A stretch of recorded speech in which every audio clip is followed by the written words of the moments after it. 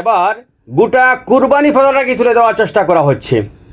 আগে ছিল যে গরু কুরবানি করা যাবে না, এবার ছাগলেও আপত্তি রয়েছে বলে অভিযোগ উঠেছে। বিভিন্ন জায়গা থেকে সোশ্যাল মিডিয়ায়, ফেসবুকে এরকম ভিডিও ভাইরাল হচ্ছে, দাবি করা হচ্ছে যে ছাগল কুরবানিতে এবার বাধা দেওয়া হচ্ছে।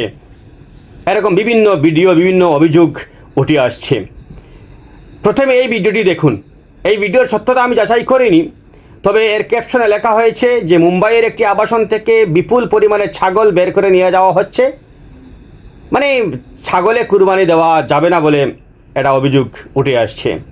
প্রথমে এই ভিডিওটি আপনারা দেখুন, যেটা সত্যতা আমি যাচাই করিনি। আমি আগেই বলেছি, ক্যাপশনে শুধুমাত্র এটা বলা হয়েছে যে মুম্বাইয়ের একটি আবাসন থেকে এই ছাগলগুলোকে নিয়ে যাওয়া হচ্ছে, বের করে নিয়ে যাওয়া হচ্ছে, এবং পাশের থেকে একটা শ্রেণীর মানুষ জয় শ্রীরাম বলছে। আপনারা একটু কান পেতে শুনবেন, এরকমই একটি আওয়াজ উঠে আসছে। প্রথমে এই ভিডিওটি দেখুন, তারপর আমি অন্য ভিডিও দেখাবো।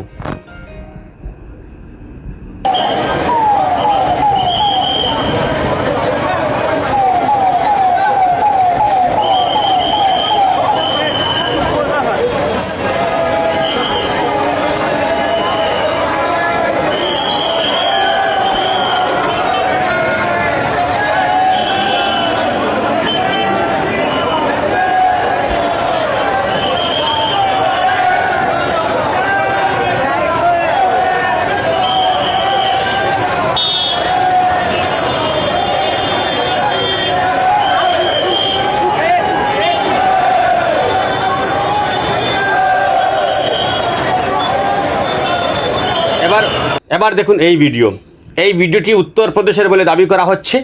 যিনি ভিডিও আপলোড করেছেন তিনি বলছেন যে এরা উত্তরপ্রদেশের, যদিও আমি জানি না এখন পর্যন্ত কোন জায়গার ভিডিও, তবে ক্যাপশনে এটাই বলা হয়েছে। এবং এই ভিডিও দেখুন, বীরত্বের সঙ্গে পুলিশ এসে বলছে যে এবার কুরবানিই করা যাবে না, মানে কোনো ধরনের পশু জবাই করা যাবে না। দেখুন এই ভিডিও দেখুন। कोई कुर्बानी नहीं होगी, पहले भी स्पष्ट कर दिया। हमारे कोतवाल साहब ने मीटिंग ले ली, सबको क्लियर कर दिया। अब कहीं भी अगर किसी मकान में या कहीं भी किसी बाग या किसी खेत में मिला, तत्काल मुकदमा होगा, जो भी सख्त कार्रवाई होगी सबको बता देना भाई। कोई किसी प्रकार की कुर्बानी अलग से नहीं करेंगे। वहाँ सारी व्यवस्था करनी है, प्रशासन पुलिस सब रहेगी वहाँ। जब कुर्बानी स्थल है उसके अलावा कहीं नहीं आएंगे, स्पष्ट बता देना सबको पहले ही। দুটো ভিডিও দেখলেন, এবার আমার কথা শুনুন।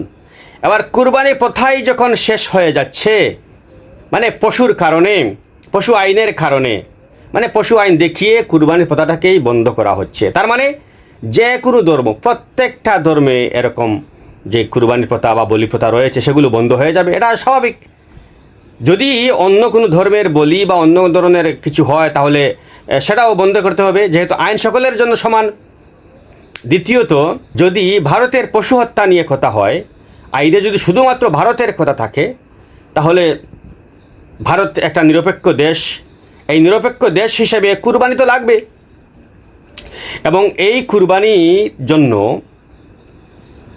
বিদেশ থেকে উট আমদানি করা যেতে পারে। উট, যেহেতু সৌদি আরব সহ বিশ্বের অন্যান্য যে মুসলিম দেশগুলো রয়েছে, যেমন মিডিল ইস্টের দেশগুলো রয়েছে, সে সমস্ত দেশে বহুল পরিমাণে উট পাওয়া যায়। সেই সমস্ত দেশ থেকে কুরবানির সময় উট আমদানি করা যেতে পারে। এটা সরকার দায়িত্ব নেবে। আমরা এটা সরকারের কাছে দাবি জানাই যে এবার উট কুরবানি হবে, কেননা একটা উটে 60টা নাম দেওয়া যায়, ছাগলে একটা।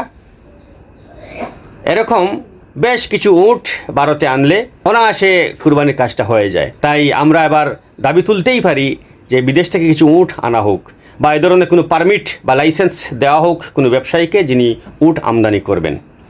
আপনি কি বলেন? মতামত দিয়ে জানাবেন। ধন্যবাদ।